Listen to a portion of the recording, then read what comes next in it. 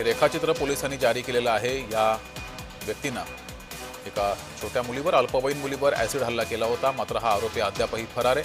Police याचा शोध घेत आहेत। तसंच पोलिसांनी सर्वसामान्य नागरिकांना सुद्धा आवाहन केलंय, रेखाचित्र जारी करत याला कुठे पाहिल्यास पोलिसांना त्वरित कळवा, असं आवाहन संगमनेर पोलिसांनी केलंय। दरम्यान ॲसिड हल्ल्यानंतर नागरिक आक्रमक झालेले आहेत, रास्ता रोको सुद्धा केला होता। अधिक माहिती घेऊया, आपले प्रतिनिधी जयेश सावंत आपल्यासोबत जोडलेत। जयेश, पोलिसांकडून रेखाचित्र प्रसिद्ध करण्यात आलेलं आहे, मात्र हल्लेखोर अजूनही पोलिसांना सापडत नाहीये। पोलिसांचा तपास कसा सुरू आहे? नक्कीच जगदीश, आपण जर पाहिलं तर 3 दिवसापूर्वी जे आहे 11 वर्षीय शाळेतील मुलीवरती जो ऍसिड हल्ला झाला, त्यामुळे संपूर्ण राज्यामध्ये खळबळ उडाली आहे आणि पोलीस जे आहेत पोलिसांच्या कर्तव्यावर या ठिकाणी जे आहेत प्रश्नचिन्ह उपस्थित केली जात आहेत।